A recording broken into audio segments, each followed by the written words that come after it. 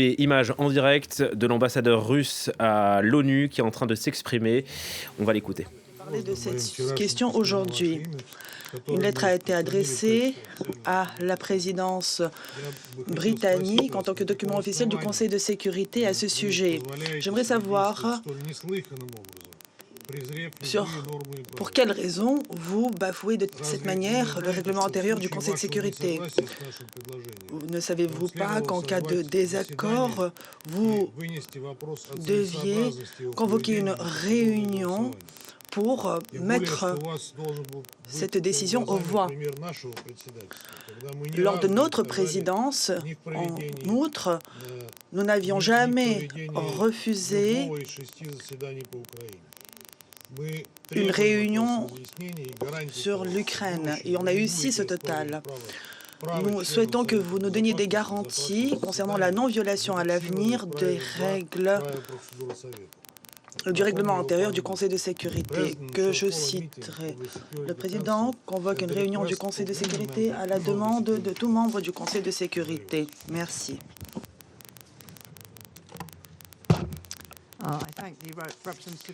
Je remercie le représentant de la Fédération de Russie. S'il y a d'autres, est-ce qu'il y a d'autres demandes d'intervention sur ce point? Sinon, je vais expliquer dans un instant la position de la présidence. Si vous me le permettez, je vais répondre à vos remarques. Nous n'avons pas rejeté votre demande de réunion. Nous avons reçu votre lettre dimanche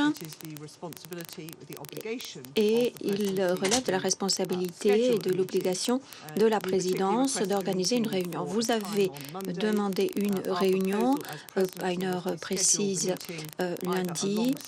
Nous voulions organiser cette réunion aujourd'hui, c'est-à-dire dans les 48 heures comme prévu, ou bien organiser une réunion après l'autre. Et nous voyons que la Fédération de Russie a rejeté les 2 propositions, mais je voulais indiquer très clairement que nous n'avons pas refusé la demande de réunion. Le report proposé a été inférieur à 24 heures et que les choses soient claires. Nous sommes aussi d'avis qu'il s'agit d'une situation urgente et comme je l'ai dit, nous avons proposé à la Fédération de Russie d'avoir une réunion séparée aujourd'hui ou bien de combiner la réunion demandée avec celle-ci. Donc en ce qui concerne la présidence, nous avons agit conformément au règlement intérieur, provisoire et à la pratique établie. Nous n'avons reçu aucune autre plainte. Merci. Nous avons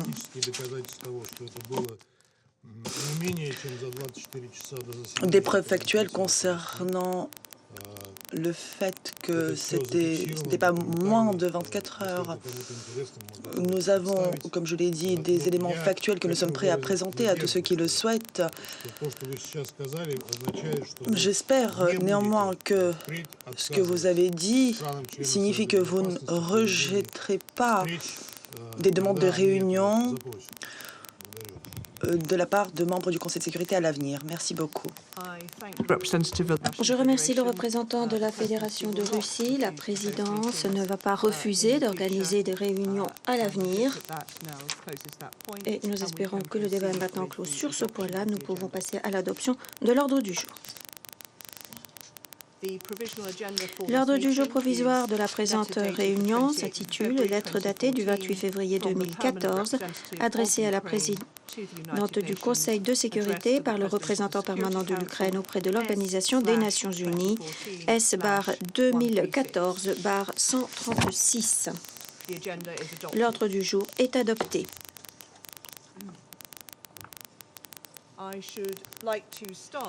Je voudrais d'abord et avant tout saisir cette occasion pour rendre hommage au nom du Conseil de sécurité à son Excellence Madame Lanaz Aki-Nuseyyeb, représentante permanente des Émirats arabes unis, qui a assumé la présidence du Conseil au mois de mars.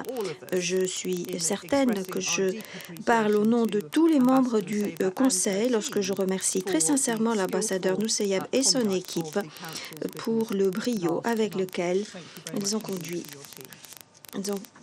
conduit les travaux du Conseil le mois dernier. Merci infiniment et merci à votre équipe. Conformément à l'article 37 du règlement intérieur provisoire du Conseil, j'invite le représentant de l'Ukraine à participer à la présente réunion. Il en est ainsi décidé.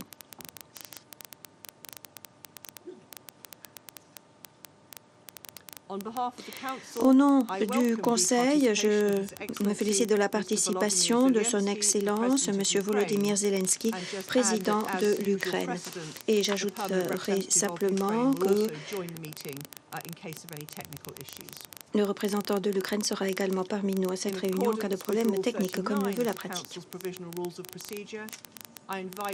Conformément à l'article 39 du règlement intérieur provisoire du Conseil, j'invite les intervenants suivants à participer à la présente réunion. Madame Rosemary DiCarlo, secrétaire générale adjointe aux affaires politiques et de consolidation de la paix, et Monsieur Martin Griffiths, secrétaire général adjoint et coordonnateur des secours d'urgence. Il en est ainsi décidé. Conformément à l'article 39 du règlement intérieur provisoire du Conseil, j'invite également Son Excellence M. Olaf Skog, chef de délégation de l'Union européenne auprès des Nations unies, à participer à la présente réunion. Il en est ainsi décidé.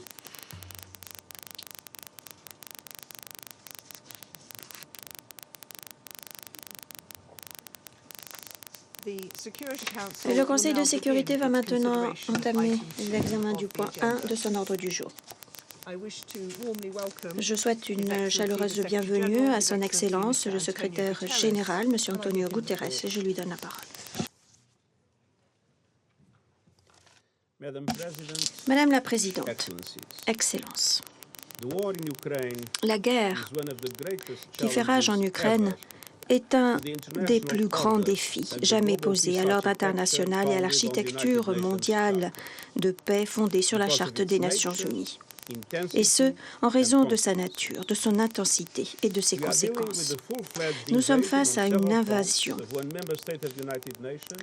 de grande envergure sur différents fronts d'un membre des Nations unies, l'Ukraine, par un autre membre, la Fédération de Russie, membre permanent du Conseil de sécurité, dans le cadre d'une violation de la Charte des Nations unies, avec plusieurs objectifs, y compris celui de retracer les frontières internationalement reconnues entre deux pays.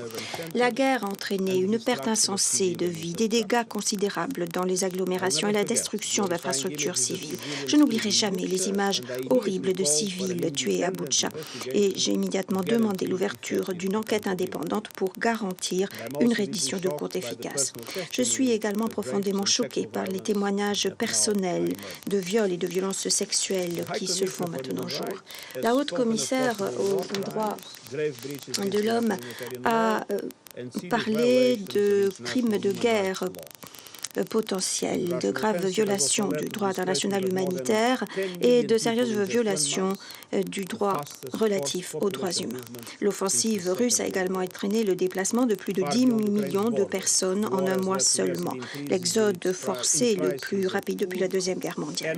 Bien au-delà des frontières de l'Ukraine, la guerre a entraîné une flambée des prix alimentaires, énergétiques et du prix des engrais, étant donné que la Russie et l'Ukraine sont les pièces maîtresses de ces marchés. La guerre a désorganisé les chaînes d'approvisionnement, a accru le coût du transport, exerçant une pression plus importante encore sur les pays en développement. Nombre de pays en développement étaient déjà au bord du précipice en ce qui concerne la dette, compte tenu des conséquences de la pandémie, du manque de liquidité suffisante et d'un allègement de la dette découlant finalement de la nature injuste de notre système économique et financier mondial. Pour toutes ces raisons, il est plus urgent que jamais de faire taire les armes. C'est la raison pour laquelle j'ai demandé au coordonnateur des secours d'urgence, M. Martin Griffiths, de se rendre en Russie et en Ukraine pour insister pour avoir un cessez-le-feu humanitaire urgent. M. Griffiths vous rendra compte de la situation humanitaire et des résultats de ces contacts. La secrétaire générale adjointe, Mme DiCarlo, vous présentera également les dimensions politiques. Mais en tant que secrétaire général des Nations unies, il est de mon devoir d'appeler l'attention du Conseil et sur les dégâts graves causés à l'économie mondiale et notamment aux pays en développement et populations vulnérables. Madame la Présidente, notre analyse indique que 74 pays en développement, avec une population totale d'1,2 milliard d'habitants, sont particulièrement vulnérables à la flambée des prix alimentaires, énergétiques et du coût des engrais. Les obligations de la dette représentent environ 16% des recettes d'exportation des pays en développement. Dans les petits États insulaires en développement, ce chiffre est de 34% et il augmente compte tenu de la montée des taux d'intérêt et de la nécessité de payer des importations onéreuses. Durant le dernier mois, le prix du blé a augmenté de 22%, du maïs de 21% et de l'orge de 31%. Le 1er avril, le prix du baril de Brent était 60% plus cher qu'à la même époque l'an dernier. Le gaz naturel, le prix des engrais ont plus de doublé pendant la même période. Nous voyons déjà que certains pays vulnérables sont peu à peu plongés dans la crise et les signes de troubles sociaux graves apparaissent. Les flammes du conflit sont attisées par l'inégalité, les privations et le sous-financement. Avec tous ces signaux d'alarme, nous devons agir. Madame la Présidente, le groupe mondial d'intervention des Nations Unies sur l'alimentation, l'énergie et la finance, que j'ai créé le mois dernier, a formulé des recommandations initiales devant être examinées par les États membres, les institutions financières internationales et tout. Pour ce qui est des denrées alimentaires, nous enjoignons tous les pays à laisser des marchés ouverts, à résister à des restrictions à l'exportation non justifiées et inutiles et à faire des réserves, à mettre des réserves à disposition des pays risquant la famine et la faim. L'heure n'est pas au protectionnisme. Les appels humanitaires doivent être pleinement financés. Les individus pris au piège de la crise par le monde ne peuvent pas payer le prix de la guerre. Pour ce qui est de l'énergie, l'utilisation de stocks stratégiques et de réserves supplémentaires pourrait apaiser la crise énergétique à court terme. Mais la seule solution à moyen et à long terme est d'accélérer le déploiement de l'énergie renouvelable qui ne pâtit pas des fluctuations du marché. Ceci permettra une élimination progressive du charbon et d'autres combustibles fossiles. Les renouvelables sont déjà moins chers dans bien des cas, dans la plupart des cas même. Pour ce qui est du financement, les institutions financières internationales doivent prendre des mesures d'urgence. Nous avons besoin de mesures urgentes de la part du G20 et des institutions financières internationales pour accroître les liquidités, la marge de manœuvre budgétaire pour que les gouvernements puissent aider les plus pauvres et les plus vulnérables. La réforme que j'ai demandée en ce qui concerne le système financier international n'a que tardé. Ces réformes sont liées à la prévention et à la pérennisation de la consolidation de la paix. Madame la Présidente, la guerre en Ukraine doit cesser immédiatement. Nous avons besoin de négociations sérieuses pour la paix sur la base des principes de la Charte. Le Conseil doit maintenir la paix, et ce de façon solitaire. Je regrette très sincèrement les divisions qui ont empêché le Conseil de sécurité d'agir en Ukraine et ailleurs pour préserver la paix. J'enjoins le Conseil de faire tout son possible pour mettre un terme à la guerre, pour atténuer ses effets, à la fois pour le peuple ukrainien qui souffre et pour le peuple vulnérable et les pays en développement de par le monde. Je vous remercie. Je remercie le secrétaire général de ces remarques. Je donne maintenant la parole à la secrétaire générale adjointe, Madame Rosemary DiCarlo. Madame la Présidente, depuis mon dernier exposé au Conseil le 17 mars, les conditions de sécurité en Ukraine se sont gravement dégradées. Le nombre de civils ukrainiens tués a plus que doublé. Les villes ukrainiennes sont pilonnées de façon impitoyable, souvent de façon aveugle, par l'artillerie lourde et les bombardements aériens. Des centaines de milliers de personnes, y compris des enfants, des personnes âgées, des personnes handicapées, restent prises au piège dans des zones encerclées, dans des conditions cauchemardesques. Les dégâts causés à Mariupol et dans d'autres villes ukrainiennes constituent une des caractéristiques honteuses de cette guerre insensée. L'horreur a monté d'un cran le week-end dernier, alors que des images choquantes sont apparues. Elles montrent des civils tués, certains avec les mains nouées, qui jonchent les villes de Boutcha, une ville située près de Kiev, autrefois contrôlée par les forces russes. Nombre de corps sans vie ont également été trouvés dans des fosses communes dans la même ville. Des rapports d'ONG et des médias font également état d'exécutions sommaires de civils, de viols, de pillages dans les régions de Kiev, de Kharkiv et de Tchernihiv. Madame la Présidente, loin des efforts diplomatiques, loin des combats, les efforts diplomatiques pour mettre un terme à la guerre, y compris des pourparlers directs entre les Ukrainiens et les Russes, se sont poursuivis. Nous félicitons le gouvernement turc qui a accueilli ces pourparlers et nous saluons les efforts de beaucoup d'autres qui discutent avec les Russes et les Ukrainiens pour parvenir à la paix.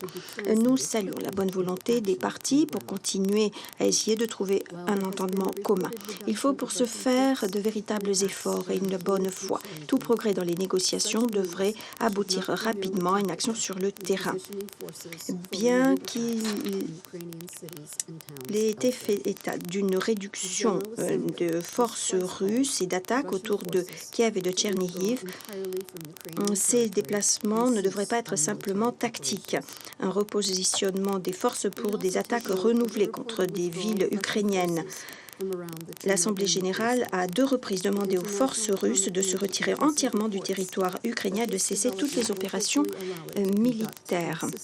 Nous prenons note également du retrait indiqué de forces russes autour de sites nucléaires de Tchernobyl. L'AIEA indique que ce fait va, nous l'espérons, entraîner l'envoi d'une mission d'assistance pour fournir des conseils techniques et apporter le matériel nécessaire dès que possible. Tous les sites nucléaires en Ukraine doivent être sécurisés, protégés. Les opérations militaires sur les sites nucléaires et autour de ces sites doivent être évitées. Madame la Présidente, les nombres donnent et brosse un portrait de la situation tragique, bien qu'incomplet. Selon le Haut-Commissariat aux droits de l'homme, au moins 1480 civils ont été tués et au moins 2195 ont été blessés entre le 24 février et le 4 avril. Le Haut-Commissariat estime que les chiffres réels sont en fait beaucoup plus élevés.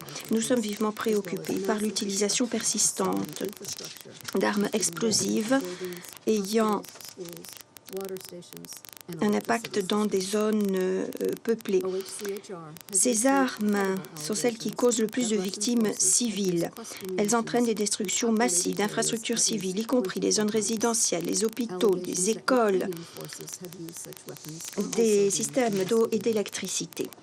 Le Haut-Commissariat aux droits de l'homme a reçu des allégations crédibles indiquant que les forces russes ont utilisé des bombes à sous-munitions dans des agglomérations au moins 24 fois. Des allégations indiquant que des forces ukrainiennes ont utilisé de telles armes font également l'objet d'enquêtes. Comme l'a indiqué la haute-commissaire, les attaques aveugles sont interdites au regard du droit international humanitaire et peuvent constituer des crimes de guerre. La destruction massive d'objets civils, le nombre élevé de victimes civiles indique clairement que les principes fondamentaux de distinction, de proportionnalité et de précaution n'ont pas suffisamment été respectés. Dans les villes assiégées, une augmentation significative des taux de mortalité parmi les civils peut également être attribuée à la désorganisation des soins médicaux et des services de base. Les personnes handicapées, les personnes âgées sont particulièrement vulnérables.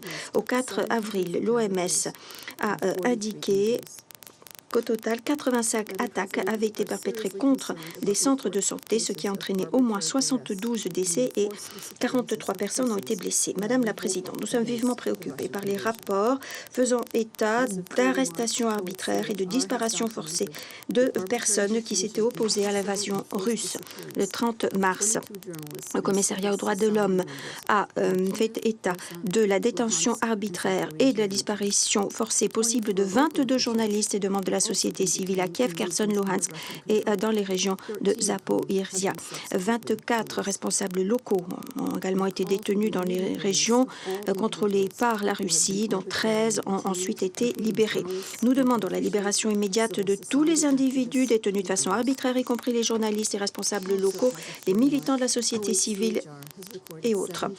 Par ailleurs, le 30 mars, le HCDH a également indiqué que 7 journalistes avaient été tués depuis le début des hostilités. 15 autres ont été visés par des attaques armées, dont 9 ont été blessés. Les allégations faisant état de violences sexuelles liées au conflit perpétrées par les forces russes se sont également fait jour. Elles incluent des allégations de viols en réunion et de viols en face d'enfants. Des allégations de violences sexuelles par les forces ukrainiennes et des milices de défense civile ont également été évoquées. La mission de surveillance des droits humains en Ukraine continue de chercher à vérifier toutes les allégations. Nous sommes également préoccupés par des vidéos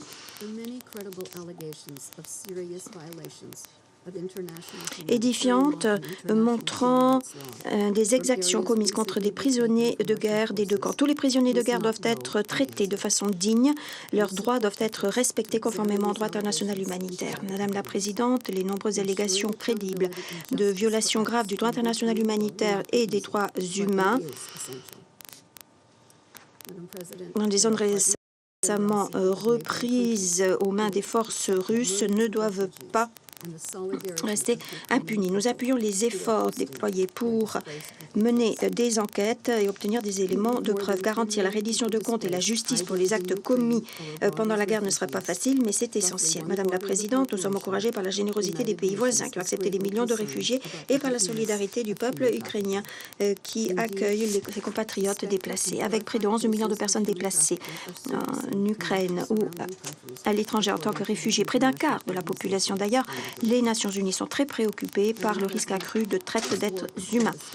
En effet, des cas soupçonnés et vérifiés de traite apparaissent à la surface dans les pays voisins, selon l'OIM. Madame la Présidente, la guerre dévaste l'Ukraine maintenant, mais elle menace également son avenir. Des prévisions du PNUD semblent indiquer que si la guerre continue en 2022, l'Ukraine risque de perdre 18 ans de progrès socio-économique. Ceci signifie que le pays et la région retourneraient en arrière et auraient perdu des décennies. Cela entraînerait des fissures économiques et sociales profondes à long terme. Les institutions des Nations Unies, y compris le PNUD, s'attachent à préserver les gains de développement acquis de haute lutte par l'Ukraine. Il faut pour ce faire aider le gouvernement à assurer les structures de gouvernance essentielles et les services de base, y compris en prenant des mesures d'urgence pour soutenir les moyens de subsistance, avec, par exemple, une assistance en espèces. Madame la Présidente, la guerre en Ukraine a mis à mal l'architecture de sécurité européenne.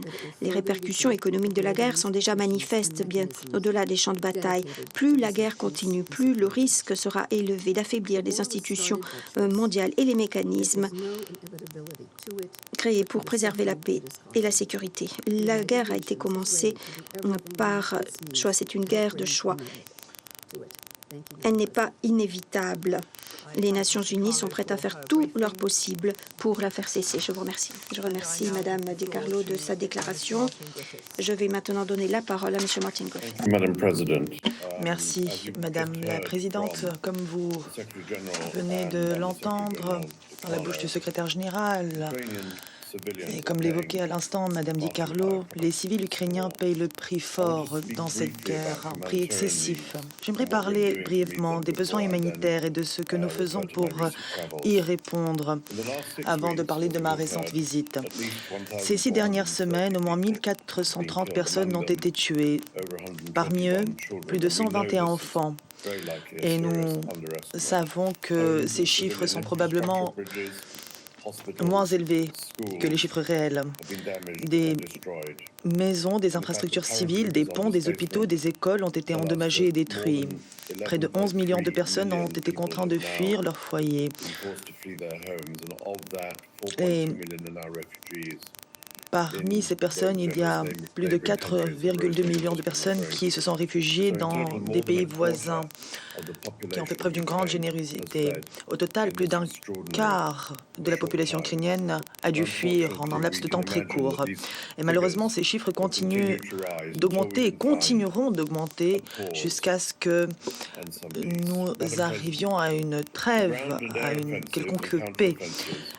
Madame la Présidente, les offensives terrestres et aériennes et les contre-offensives rendent la vie presque impossible pour les civils en Ukraine. Les familles, les personnes âgées, les femmes et les enfants sont pris au piège depuis trop longtemps, depuis plus de 5 semaines. En effet, les populations de Mariupol sont prises au piège de ces combats.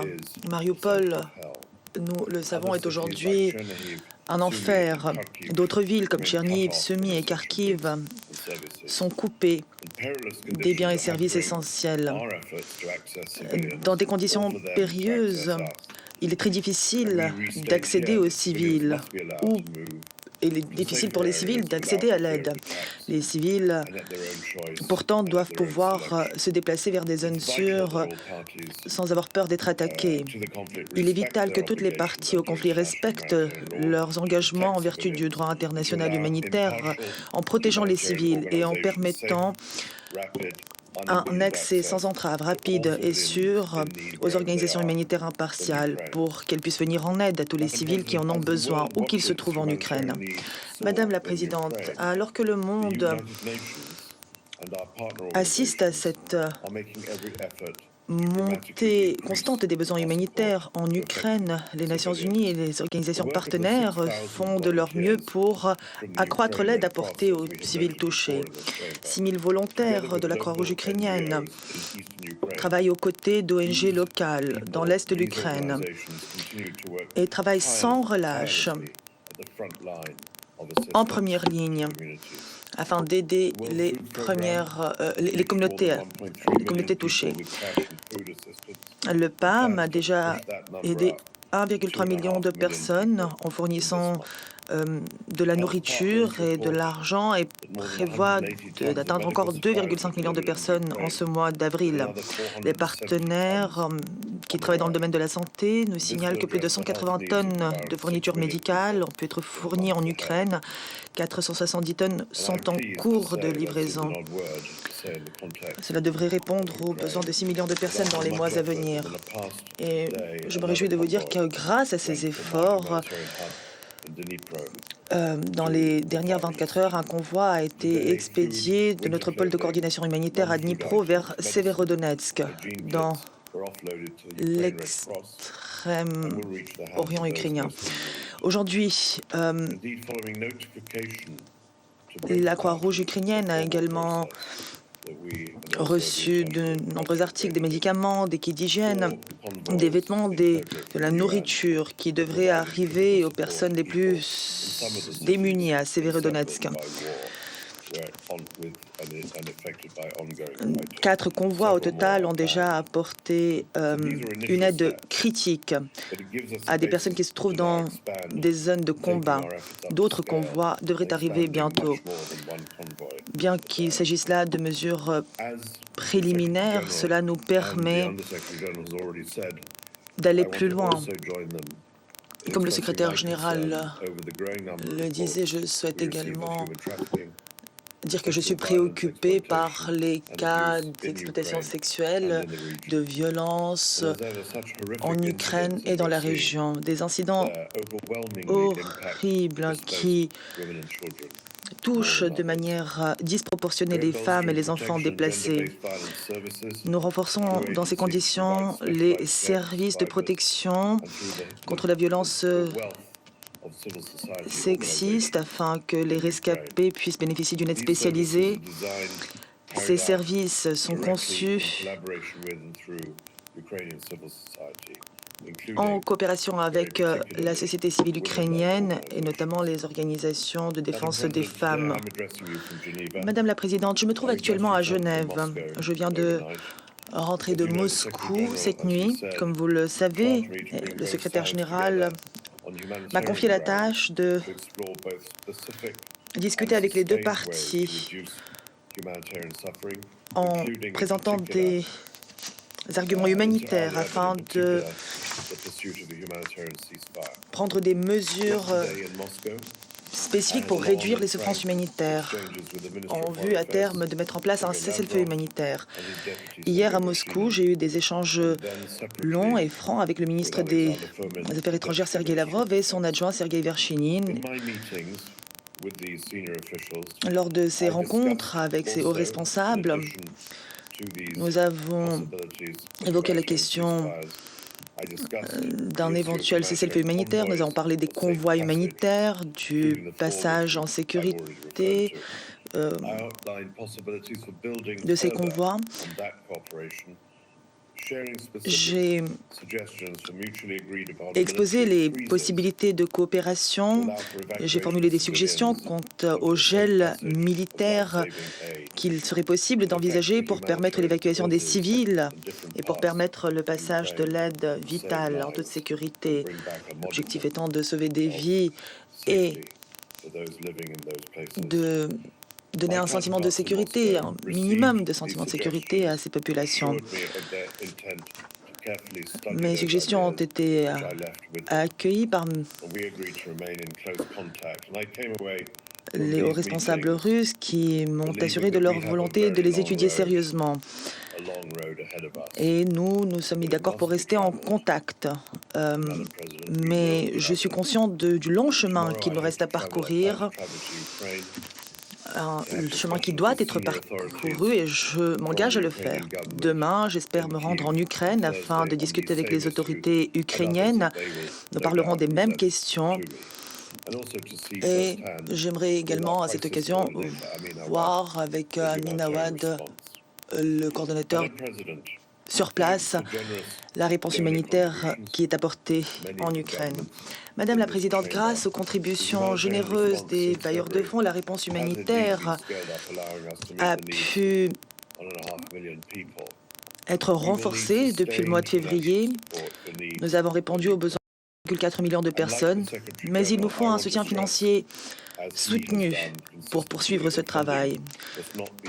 Et j'aimerais, comme le secrétaire général l'a dit, souligner que les financements ne doivent pas être détournés.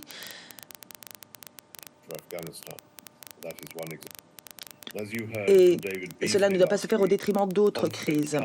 Comme le disait David Beasley la semaine dernière, le conflit, les chocs climatiques, le Covid, aggravé par la flambée des coûts de la nourriture et du carburant, risque de mettre 47 millions de personnes supplémentaires en situation d'insécurité alimentaire grave.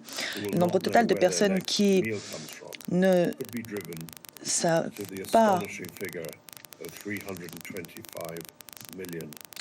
quand elles pourront manger pourrait atteindre les 325 millions de personnes, un chiffre sans précédent de notre histoire récente, et près du double d'il y a 3 ans. Le monde ne peut se permettre cette guerre. J'aimerais le rappeler encore une fois au Conseil, même s'il le sait déjà. J'appelle donc tous les membres du Conseil et tous les États membres ayant une certaine influence sur la situation pour qu'ils appuient les efforts de paix et les efforts visant à alléger la souffrance humanitaire pour le peuple ukrainien, pour ceux dans le monde qui ne peuvent pas se permettre de porter le fardeau que représente cette guerre pour nous tous. Comme le disait le secrétaire général, nous devons faire taire les armes. Merci beaucoup. Je remercie M. Griffiths pour cet exposé et je donne à présent la parole à son Excellence M. Volodymyr Zelensky, président de l'Ukraine. Vous avez la parole. Merci beaucoup, Madame la Présidente. Monsieur le secrétaire général, Mesdames et Messieurs les membres du Conseil de sécurité et autres participants à cette réunion, je suis sûr que vous m'entendez. Hier, je me suis rendu à Boutcha et je me suis rendu compte que les forces militaires ont commis d'innombrables crimes. Ils ont tué des femmes qui se trouvaient à l'extérieur de leur maison, qui appelaient à l'aide. Et ils ont essayé de brûler les corps. Je m'adresse à vous au nom de ceux qui sont morts dans cette ville, qui ont pris des balles dans le dos. Certains d'entre eux ont été tués dans la rue, d'autres ont été jetés au fond d'un puits. Ils ont été tués dans leurs appartements, dans leurs maisons. Des grenades leur ont été jetées, des civils ont également été tués dans leur voiture alors qu'ils tentaient de fuir. les femmes ont été violées devant leurs enfants. On a décapité certaines personnes tout simplement parce que ces personnes refusaient de dire ce que les forces russes voulaient entendre. Et tout cela a été fait par un membre du Conseil de sécurité des Nations Unies qui détruit les frontières d'un pays et son unité,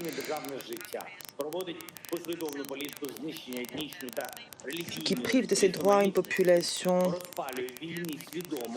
entière en détruisant la diversité de ce pays. L'objectif est de tuer le plus grand nombre possible de civils. Les troupes sont déployées dans des villes où l'on finit par découvrir des fosses communes. Ils souhaitent exporter cela dans d'autres pays grâce à un système de corruption et de propagande. Une crise alimentaire mondiale est également provoquée, pouvant déboucher sur la famine en Afrique, en Asie et ailleurs, et qui pourrait semer le chaos aux quatre coins du monde, détruisant la sécurité de ces pays. Le Conseil de sécurité existe pour maintenir la sécurité. Mais où est la paix aujourd'hui? Où sont les garanties que les Nations Unies sont censées apporter? Il est évident que c'est une institution qui doit répondre à cette situation, mais elle ne peut pas fonctionner normalement. Le monde voit aujourd'hui ce que les Russes ont fait à Boutcha, dans une ville sous occupation, mais le monde n'a pas encore vu ce que les Russes ont fait dans d'autres villes et régions occupées de notre pays. La géographie n'est peut-être pas la même, mais la cruauté et les crimes sont les mêmes. Et les coupables doivent rendre des comptes. Mesdames et messieurs, je souhaiterais vous rappeler l'article 1er de la Charte. Quel est le but de notre organisation?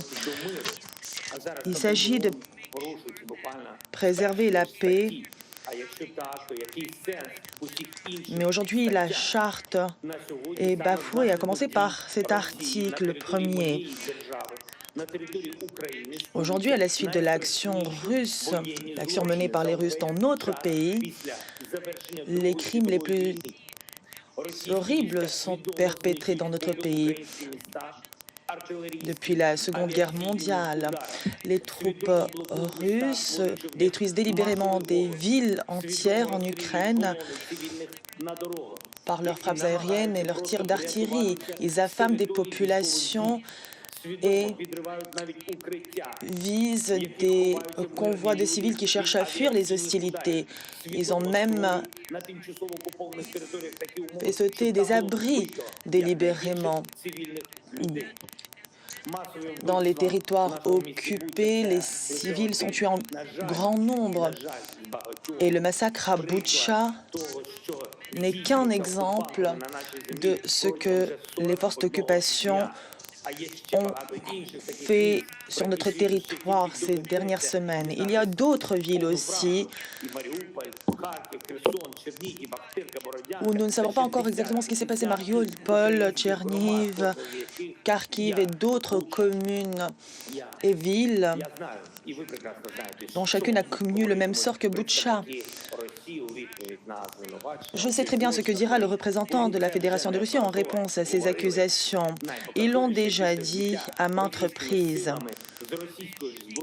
notamment après avoir abattu l'avion de la Malaysian Airlines ou pendant la guerre en Syrie.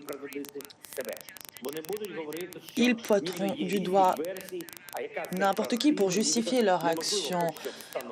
Ils diront qu'il y a différentes versions et que l'on ne peut pas savoir laquelle de ces versions représente la réalité.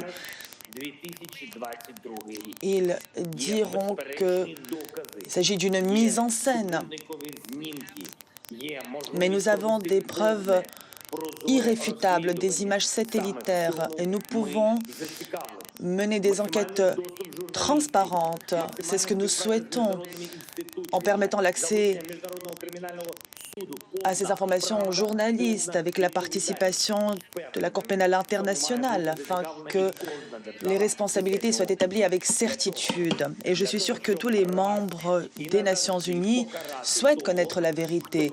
Pourquoi? Eh bien, pour punir une bonne fois pour toutes ceux qui s'estiment au-dessus de tout et pensent pouvoir commettre de tels crimes en toute impunité. Il faut montrer au monde qu'ils peuvent être punis.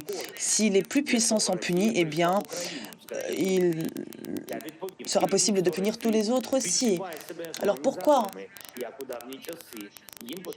la Russie est en Ukraine? Eh bien parce que les Russes souhaitent s'emparer de nos richesses, de notre population, nous coloniser. Des centaines de milliers de personnes ont déjà été déportées en Russie. Plus de 2000 enfants ont été enlevés.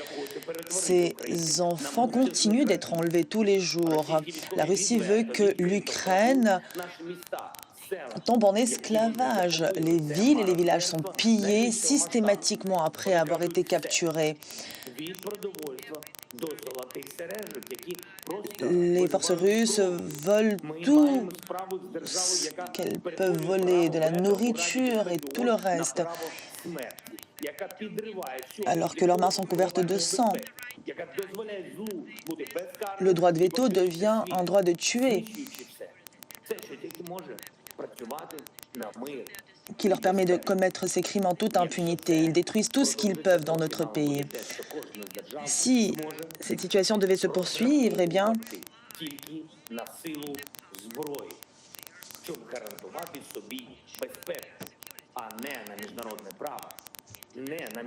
on ne pourra dépendre que des armes pour assurer notre sécurité. On ne pourra plus dépendre des institutions internationales. Mesdames et messieurs, êtes-vous prêts à renoncer au droit international, au rôle de l'Organisation des Nations Unies? Si tel n'est pas le cas, eh bien, il faut agir immédiatement. La Charte des Nations Unies doit être rétablie. Le système des Nations Unies doit être réformé pour que le droit de veto ne soit pas un droit de tuer. L'agresseur doit rendre des comptes immédiatement. Les massacres commis en Syrie, en Somalie, en Afghanistan, au Yémen et en Libye auraient dû être arrêtés il y a longtemps. S'il y avait eu une réponse adéquate à la tyrannie par le passé, on aurait peut-être mis un terme à ces agissements et le monde aurait changé.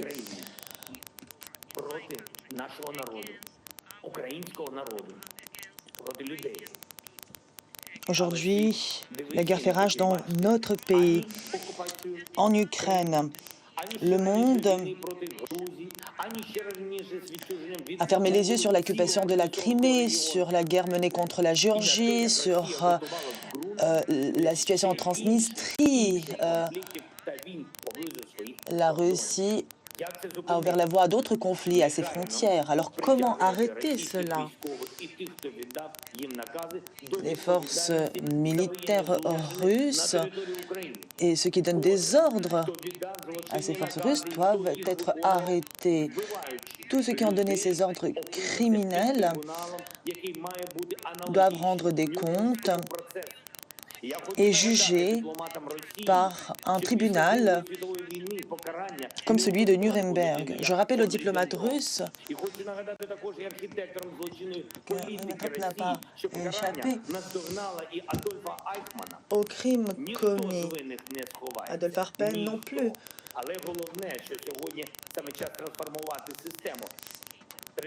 Aucun de ces criminels n'a échappé aux sanctions et à la punition. Aujourd'hui, il est temps que les Nations Unies fassent de même. Je propose donc que l'on convoque une conférence internationale ici, à Kiev, pour déterminer comment nous souhaitons réformer le système sécuritaire mondial en établissant des garanties de reconnaissance des frontières afin d'assurer l'intégrité des États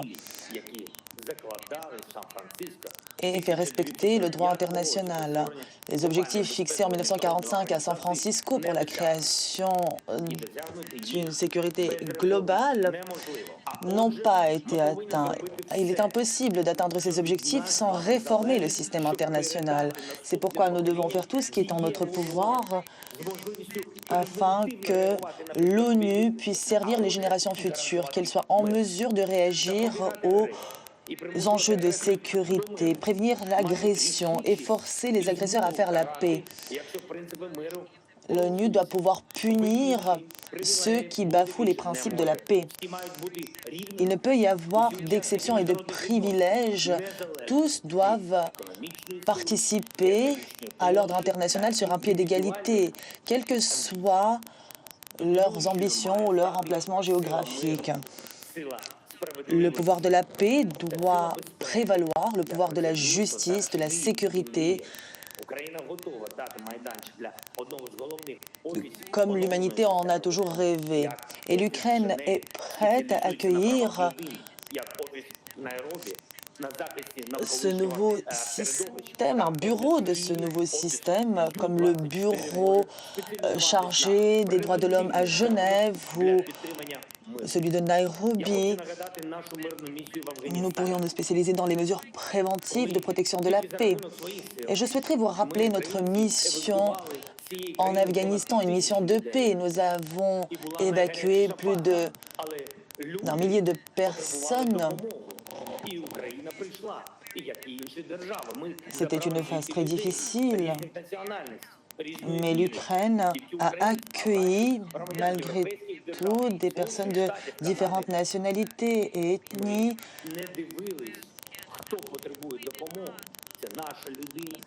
Nous l'avons fait sans discrimination.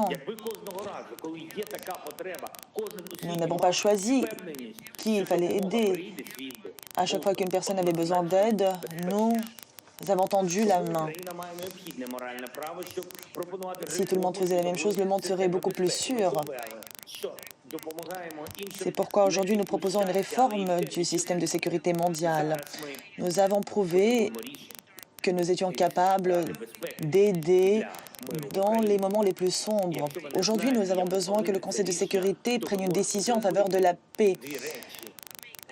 Si vous ne savez pas comment faire, vous pouvez soit éliminer la Russie en tant qu'agresseur, en tant que faiseur de guerre, afin que la Russie ne puisse pas bloquer des décisions qui concernent sa propre guerre et son agression. Et ensuite, on pourra commencer à faire la paix. L'autre option serait de montrer comment nous pouvons réformer, modifier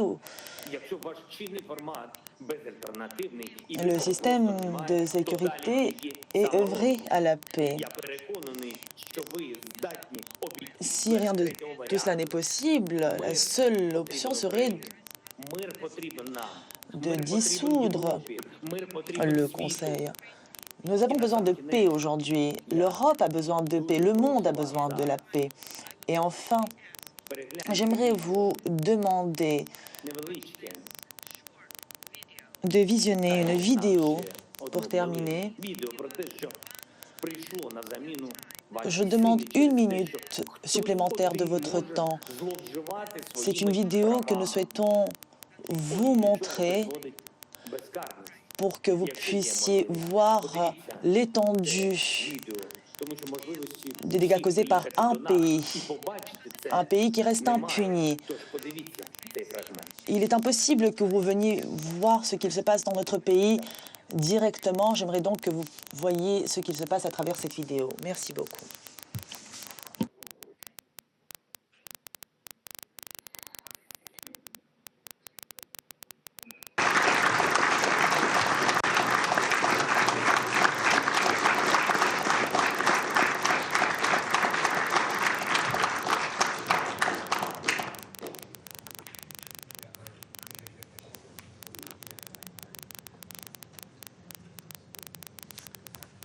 the video?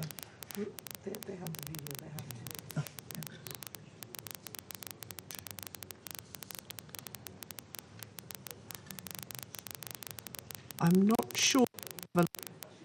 Video, is it just coming? Est-ce que la vidéo va s'afficher à l'écran?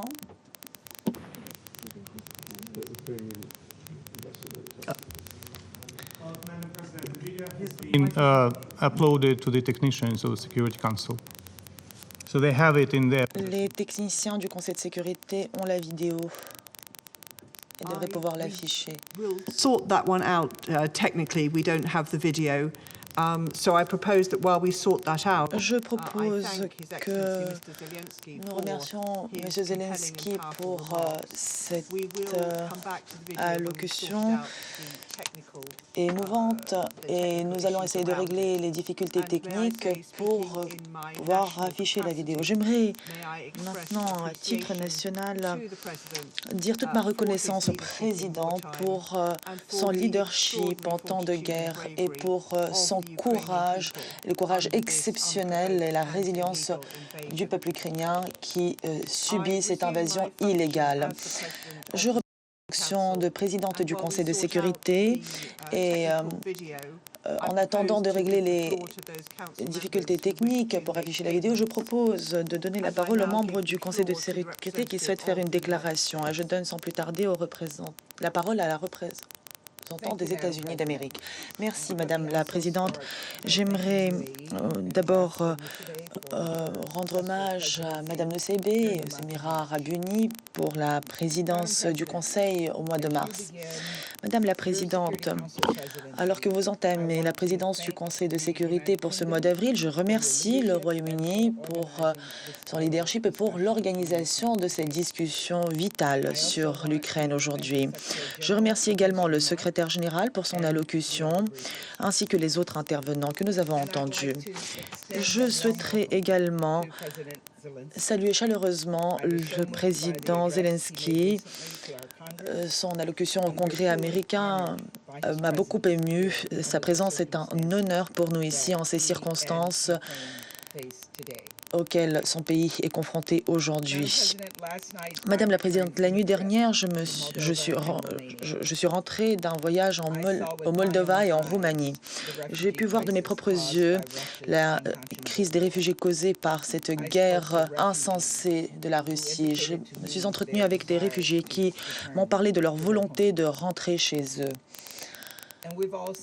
Nous avons tous vu les images s'afficher à la télévision, des bâtiments défigurés. Mais ce que nous n'avons pas vu, c'est que derrière ces bâtiments détruits, il y a des vies détruites et des familles détruites. J'ai rencontré des femmes et des enfants qui ont fui l'Ukraine, qui ont dû mettre toute leur vie dans un sac à dos et qui ont quitté le seul foyer qu'ils aient jamais connu. Ce sont là des conversations qui sont extrêmement difficiles à entendre. Une jeune femme, un enfant autiste qui souffre de cancer.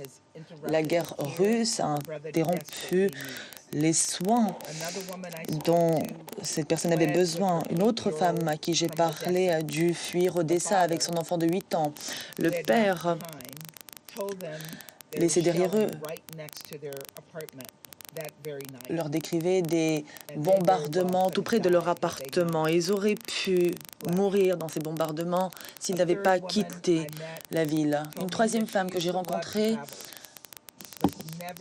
m'a raconté qu'elle souhaitait voyager, mais qu'elle ne s'attendait pas à ce que son prochain voyage serait une fuite de cette nature, une fuite pour la survie. Elle avait les larmes aux yeux et elle m'a dit « Je suis désolée, je ne sais pas comment le dire, si je vis à Kiev ou si je vivais à Kiev. » Elle réalisait, au moment où elle me parlait, à quel point sa vie était bouleversée en raison de cette guerre insensée. Voilà 3 histoires sur 10 millions de personnes, 6 millions de personnes déplacées dans le pays, 4 millions de réfugiés à l'étranger. 4 millions de personnes qui ont dû compter sur l'aide de la Hongrie, de la Pologne, de la Slovaquie et d'autres pays du monde sur leur générosité, alors qu'ils aident les réfugiés à trouver un lieu sûr. Les pays voisins de l'Ukraine à accueillir les réfugiés qui fuient un des pires conflits depuis la Deuxième Guerre mondiale. Nous les remercions. Et nous sommes prêts à apporter plus d'1 milliard d'aides humanitaires pour un nouveau financement de l'aide humanitaire pour ceux qui sont touchés par la guerre russe en Ukraine et par les graves conséquences qu'elle a de par le monde. Et c'est la raison pour laquelle nous accueillons jusqu'à 100 000 Ukrainiens et autres qui fuient l'agression russe. Nous les accueillons aux États-Unis. Nous continuerons d'appuyer l'assistance humanitaire pour aider les Ukrainiens et tous ceux qui fuient la violence causée par Poutine. Mais aussi dures ces histoires entendues au Moldova et en Roumanie soient-elles, il y a certaines histoires que nous n'entendrons jamais. L'histoire de ce que nous avons vu sur les images qui nous viennent de Boutcha. Nous avons tous vu ces photos qui choquent la conscience humaine, des corps sans vie gisant dans les rues, apparemment exécutés sommairement, les mains nouées dans le dos. Alors que nous essayons de confirmer de façon indépendante les événements dépeints dans ces images, je voudrais rappeler au Conseil que sur la base des informations actuellement disponibles, les États-Unis ont déterminé que des membres des forces armées russes ont commis des crimes de guerre en Ukraine. Et avant même de voir les images de Boutcha, le président Zelensky et d'autres de la région ont indiqué que des enfants avaient été enlevés. Et nous l'avons entendu tenir les mêmes propos aujourd'hui. Des maires de ville, des médecins, des journalistes, des chefs religieux, tous ceux qui s'opposent à des gens qui s'opposent à l'agression russe sont également enlevés. Le conseil municipal, des membres du conseil municipal de Mariupol auraient été envoyés dans des camps où des dizaines de milliers d'Ukrainiens sont envoyés en Russie. Des rapports indiquent que des agents de forces de sécurité confisquent des passeports, des pièces d'identité, séparent des membres d'une même famille. Inutile que je vous dise ce que rappellent ces camps, appelés camps de filtration. Cela fait froid dans le dos. Nous voyons, jour après jour, combien la Russie fait peu de cas des droits humains. C'est la raison pour laquelle, je l'ai dit hier et je le répète, les États-Unis, en coordination avec l'Ukraine, vont demander la suspension de la Russie du Conseil des droits de l'homme, compte tenu des preuves qui s'accumulent. La Russie ne devrait pas avoir une position d'autorité dans un organe dont l'objectif même, je répète, dont l'objectif même est de promouvoir le respect des droits humains. Non seulement c'est là le sommet de l'hypocrisie, mais c'est également dangereux. La Russie utilise son siège au Conseil des droits de l'homme comme plateforme de propagande pour supposer ou laisser entendre que la Russie est intéressée par les droits humains. Je sais ce que nous allons entendre dire aujourd'hui. Nous allons entendre des mensonges et je ne vais même pas daigner répondre. Je dirais simplement que tous les mensonges qui vont sortir de la bouche du représentant de la Fédération de Russie prouvent une nouvelle fois que la Russie ne doit pas être au Conseil des droits humains, au Conseil des droits de l'homme.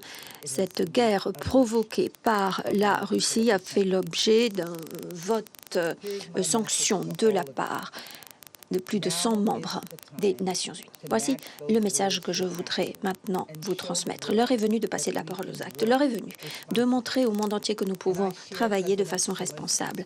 Et je partage les vues du président Zelensky pour dire que nous devons afficher notre volonté d'agir.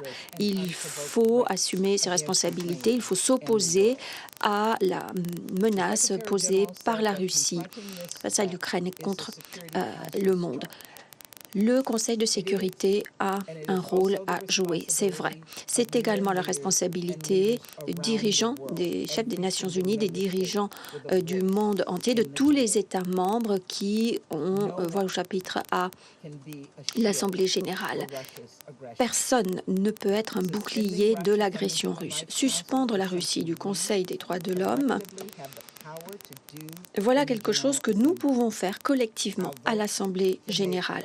Notre vote peut vraiment faire la différence. La participation de la Russie au Conseil des droits de l'homme sape la crédibilité du Conseil.